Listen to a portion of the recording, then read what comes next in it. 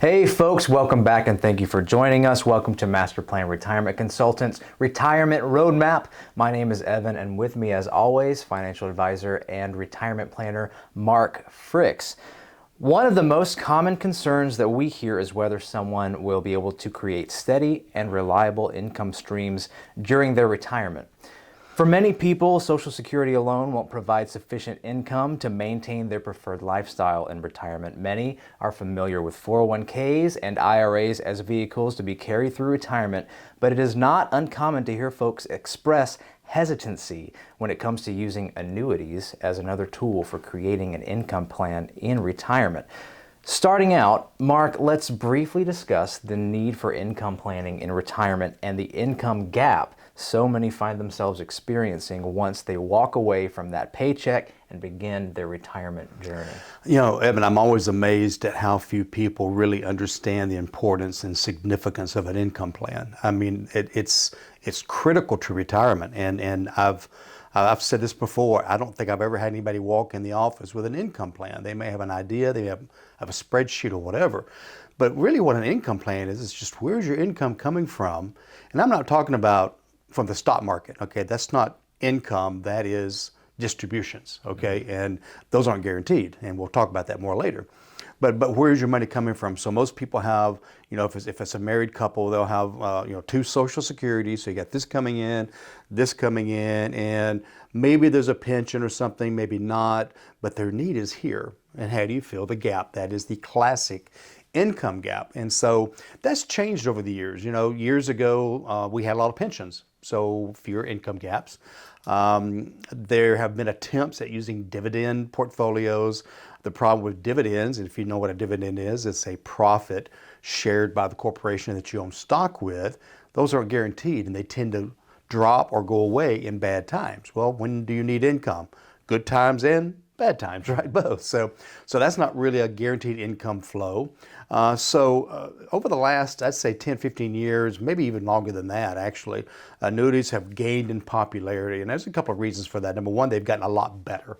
And we'll talk more about that, I know, here shortly. But they are critical in planning to plug those gaps if you use the right one. And that's kind of where we as fiduciaries come in to make sure that the right one's being used for the benefit of the client. Yeah. So today we're going to be talking about the good, the bad, and the ugly, or the beautiful. Either. Yeah. All four. All four, yeah.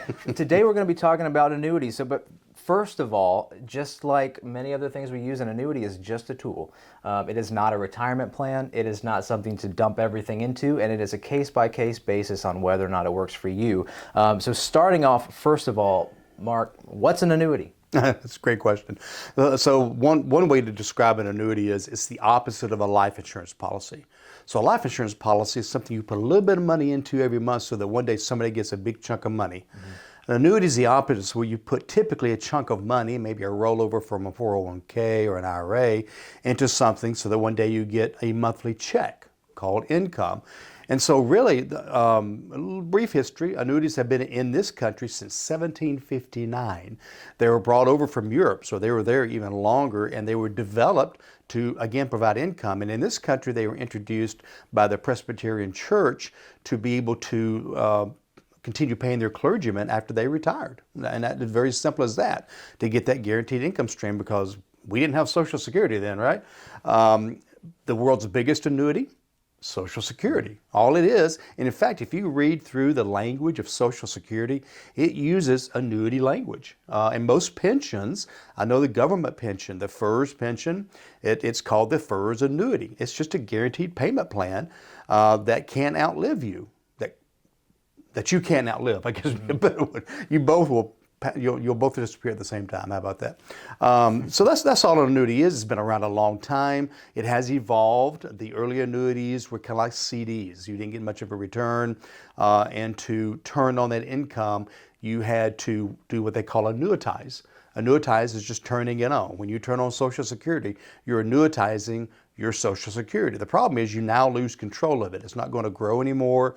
It's locked in, and there's fewer options if you pass away. Typically, Most people take the entire annuity payment. If they pass away, whatever's left in it's gone. Now, there are some survivor options in some annuities, some not, but you kind of lose control. So that's been kind of a negative. You hear the stories about the little old lady in Pasadena that bought an annuity, put all of her money into it, died 2 years later, the kids got nothing, those types of things. Those are the wrong kind of annuities. So that was the original annuity. Then they came out with what's called a variable annuity. The word variable relates to the stock market. This annuity is in the stock market. This came about in the 80s and 90s when the market was doing very, very well. And so when you're averaging between 1980 and 1999 over 17% a year in the stock market, these variable annuities worked really, really well. The problem was, over the last 25 years, we've been averaging 6%, okay? And the fees on these are like 3 to 4% on average, okay? So you've got to make 4% to break even. And thirdly is, again, if they don't have the proper riders attached, you pass away after turning it on, you could lose everything left in it. So those have kind of gone by the wayside. Those are the ones you've heard probably the most press about as far as high commission, high fees. Insurance companies being competitive came out with kind of what we use now. It's called a hybrid fixed annuity. Well, don't jump ahead too far. Is that now. too far? We still got to cover the whole all story? the bad stuff. We're doing the bad, the good, the beautiful. Okay. I was just kind of saying the history of Don't give them annuities. everything. Don't Should I give stop everything there? away. Yeah. Well, let's talk about a little bit more of the negative stuff before Okay. we talk about where we are today. Sounds good. So we talked about the problems with legacy and possibly losing your annuity. Keeping up with inflation on the older products, really don't look at that growth. One of the big ones, low liquidity. Essentially, you're locked in for a set amount of years. What is that? 5, 10, could be more. Depends on the annuity. Yeah. Which they have gotten better. Which as they've well. gotten better, and so now they're semi-liquid, meaning as they're maturing, you usually have a penalty-free amount annually that you can pull out, maybe 7 to 10% depending on that. And then, as you mentioned, the high fees. So these are a lot of the things that people have historically created aversion in people to annuities, correct? Anything else that might be? Yeah, that's a big part of it. And what I tell people, I say, well, first of all, you're not going to put everything in them when it comes to the liquidity factor. Yeah. But secondly, they've gotten better in the fact that, again, I don't know if I'm getting out of the bad and into the good here, but we'll ease into the good now. okay. Yeah. But as you said, you can take out typically 7 to 10% a year out without a penalty. Or if you have an emergency, like a long-term care situation, terminal illness, you pass away, they're all liquid. But I think of it this way. My Social Security is not liquid. I can't call up Social Security and say, hey, I need $50,000 of the money I put in. So I think of it the same way. You don't want to take money out of your income bucket. You want to take money out of your growth buckets. Leave your income buckets alone. So they are getting better, and if they're utilized properly and not everything's not dumped into them, we can avoid some of those negatives and enhance the positives. Perfect. So one of the big positives is protection of principal. Right, yeah. So the ones we use, now this is not true with the variable, right? But with the fixed index annuities, the principal, unless there's a little small fee coming out here and there, which we try to avoid, but your principal is protected. If the market's down 20%, it's down zero. It's kind of called zero is your hero, is kind of one of the sayings they use. But yet when the market's up, it will grow with part of the market. So you have upside growth, downside protection. And that way you can be assured that in bad markets, your income base is protected. And then in good markets, hopefully it will increase your income or at least increase the base from which your income will be coming from later. Yeah. Yeah. So that's why we love those, because again, we're getting much better than the 3%. We're not gambling, I hate to use the word gambling in the market, but gambling with our income in the market. Taking the risk of our income. So we've protected that, and that has been the most powerful thing, I think, on these new ones. What about the tax advantages for an annuity, tax deferred growth? Yeah, so if you have money that is not in an IRA, so an IRA, as you know, grows tax deferred, a Roth grows tax deferred. So the annuity doesn't help you with that. But if you have money, let's say it's in a brokerage account, it's invested, a couple $100,000 or whatever, and it's spitting off taxes every year. Hopefully you're getting some capital gains. Hopefully you're getting some growth. You're getting some interest, some dividends. And so you can have a tax bill 3 out of every 4 years. And so if you do place that into an annuity, it acts kind of like an IRA. It defers those taxes until you turn on income. And then the other positive part is the income that is taxed is only the profit part of the income. So if you're getting $1,000 a month and $200 of it is profit, only the $200 is taxable. The other $800 is not taxable, it's principal, right? Mm-hmm. And so it can be a tax planning tool as well. Perfect. And another side note is now they are more inheritable, so you can leave something to your heirs and your legacy. I want to take one moment to mention our website, masterplanretire.com. You can find multiple retirement resources, including links to our podcast and our radio show. The most important thing is a Schedule Now button. It'll bring up Mark's calendar. You can find a time that works best for you to schedule your complimentary consultation with Mark. Opportunity for you to get a nice 10,000-foot view of your own retirement. We'll run some reports for you, and no strings attached, but we'd love to talk to you and help you out and see if we can't give you a little bit more vantage point in your own retirement. And also you can call us at the office, 770-980-9262. So that was the good. Now let's go into the beautiful.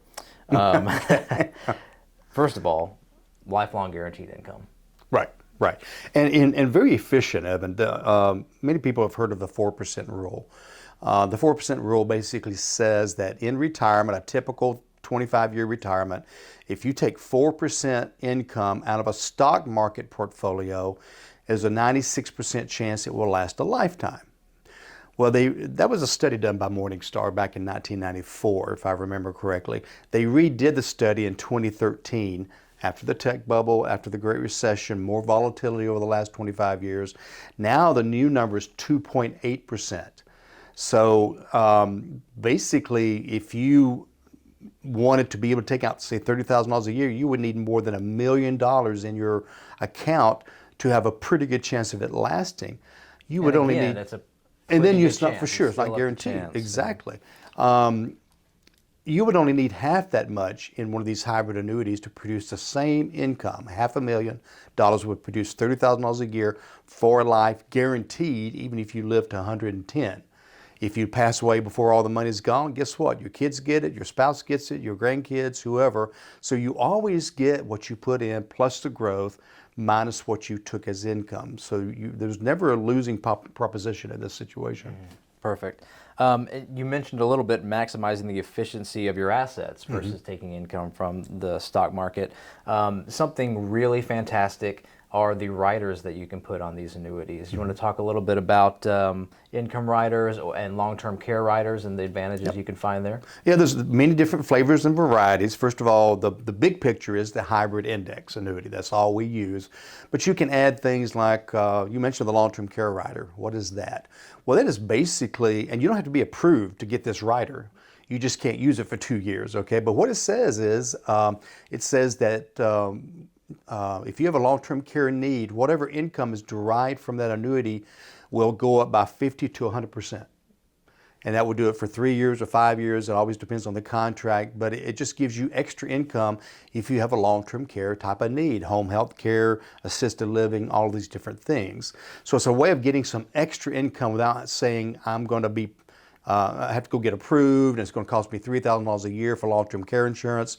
So they deduct typically it's like a 1% fee in the annuity, okay? So that's probably the only fee you have. So 1% for that added enhancements is nice. And if it's a joint annuity, it can work for either one of the people. So if it could be the husband or the wife that could utilize the long-term care rider. So that's kind of cool. The guaranteed income rider from a standpoint of giving that money, we talked earlier about annuitization. And to me, that's kind of a dirty word. And what I mean by that is it kind of freezes that account. Many cases, it won't grow anymore. So that money's sitting there and they're just sending you money every month, but they're making money on that money, okay? Yes, just sorry to interrupt you, just real quick. Annuitization is when it's no longer sitting there waiting to be used and growing. You're turning it into phase 2, you're turning on the annuity, and now it is providing that ongoing paycheck. Almost like turning on Social Security. Once that happens, that check doesn't get any bigger except for cost of living. As opposed to waiting 3 or 4 years, you get a much bigger check. So, good point. So it's turning that on, so then it kind of locks that annuity down. We prefer using what's called an income rider. And what that is a rider is something that attaches to a contract. Sometimes there's no fee, sometimes there's a 1% fee, okay? But what it does is it still gives guaranteed income, but it typically grows faster and bigger than the cash value, okay? And number two, so you have a bigger pot of money to take income from. It also gives that guaranteed check no matter how long you live, but if you pass away before it's gone, as we said earlier, your heirs get it, so it's just much more flexible. It can also have a cost of living adjustment added to it. One of our favorite hybrid index annuities actually outpaces inflation historically. And so you don't have to worry about a bigger income gap in later years. And so that's kind of the hybrid word in the index annuity. The index part means we follow an index up.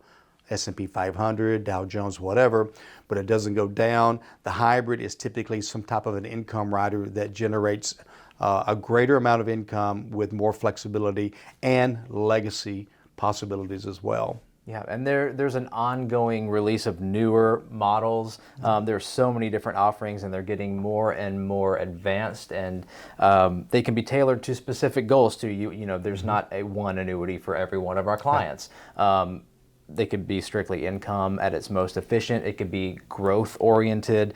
The best riders available, most flexible. Maybe you need something that has a little bit of everything. So there's a lot of different annuities out there to tailor that to whatever you need. But another beautiful thing is similar to how people will ladder bonds in retirement. We'll ladder annuities if that works for a client. Yeah. Maybe we want one annuity that it's the best hybrid index annuity out there to create income in early years, maybe starting in year two or 3 or 4. And so it's designed to have a whole lot of growth the first 5 years. Maybe there's a bonus that jumps into it in the first couple of years so that you get a bigger pot of money. Then maybe the next laddered annuity is designed not to turn on until the 10th year. Maybe increased long-term care cost, increased health care cost, whatever, higher inflation or whatever. I've got some people that we don't even use the annuity for income. We use it for protected growth. In other words, they don't want all their money in the market. They want some of it growing, maybe growing a little bit slower. If the market averages 6 to 8, these are averaging 5 to 7 or whatever. So a little bit less growth, but it can't ever go down. And so let's say last year when we had the big, bear market lost between 20 and 36%. Let's say you needed to put on a new roof and needed 20 grand, but your market account's down 20%. I sure hate to take money out of an account that's down 20%. So we'd go over to the hybrid index annuity because guess how much it's down? 0, right? So it could also be just a long-term growth bucket. Some people buy them to use for, again, to have available in their 80s and beyond for, again, greater health care. So it's just an annuity that just grows for the next 20 years. So there's so many different flavors and varieties. And Evan, as you know, since we're taking a holistic approach to retirement and creating that income plan, we know what we need, when we need it, and how we need it. And that's how it kind of all comes together. Yeah, and then as you said, there are so many different layers to retirement planning as well. So we're talking a lot about income from annuities right now, but tax planning, we mentioned that as well. So it's really how all of these pieces in your retirement work together. And as Mark said, like when one account is down in the market, then maybe you'd go to the annuity and vice versa. If you've got a lot of growth in the market, maybe we'll let the annuity mature a little bit more before we're taking something out of there. But it's all about planning, creating that income plan, that tax plan layer on top of that, the legacy and estate planning on top of that. So there's a lot to look at and how they all work together. So a couple of questions for you. First of all, is purchasing an annuity a good idea? Purchasing an annuity is a good idea if the need exists. It's like, as you said at the very beginning of the show, it's a tool. Yep. Okay, and so if I need a hammer, I'll buy a hammer, but I want to buy the best hammer for the job I have. Am I hammering nails or pins or whatever, right? And so it's a tool. And so we design the plan first, and then we say what tool would be best for each of these needs. I mean, it makes perfect sense. I mean, you would think that every advisor and financial salesperson would be doing this. and it's just not happening. And as retirement gets more and more complex, we keep looking at new tools, as you said earlier, new types of annuities. Now they've got some that have a rider you can add where it makes it more liquid. Instead of taking out 10% for penalty-free a year, you can take out 20% a year if the need exists. I mean, so there's all these different things that we can add depending on the need. And so is it a good tool? I can tell you we use it with a lot of clients, okay? Because almost everybody needs additional income. I mean, I've got a couple of clients that retired military, husband and wife, so they both have a military pension. Then they went to work for the government, so you got 2 government pensions and you got 2 Social Securities. You know, they're making more money now than they were when they were working, right? So they may not need an annuity for income, but maybe they want one for some protected growth, right? Okay, so again, it's just different for everybody, and that's why, as Evan has said before, I don't have 3 plans on my bookshelf and say, hey, plan B works for you. I have about 250 plans in our computer system that we've done for 250 clients or however many we've got at this point. Right. And so people that come to us, you'll have your own plan. It'll be in writing. It will include everything we've talked about today, plus everything we've talked about over the last 20 plus shows, okay? So it's very complex. Takes us, 6, 7, 8 meetings to really put it all together properly. And we take an educational approach to it as well. So that's why we were dedicating each show to just a slice or a sliver of the plan, because there's so many pieces to it. Right. And it's not uncommon for a new client to come in and have aversion to annuity and express that and say, well, I don't like those. It's a dirty word. I've heard on the radio before that we shouldn't get into that. Yeah.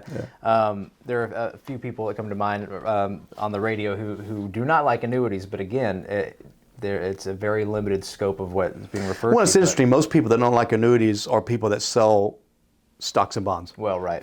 So they're like, don't want an annuity, you want stocks and bonds. Well, yeah, we need some stocks and bonds, but we also might need some annuities. Right. So that's why we deal with all the different tools. And we want to, maybe you're listening to this today and you think, well, you know what, I need an annuity in retirement. First of all, don't just go buy an annuity. You need to make sure it's the right one. You need to make sure you go to a professional.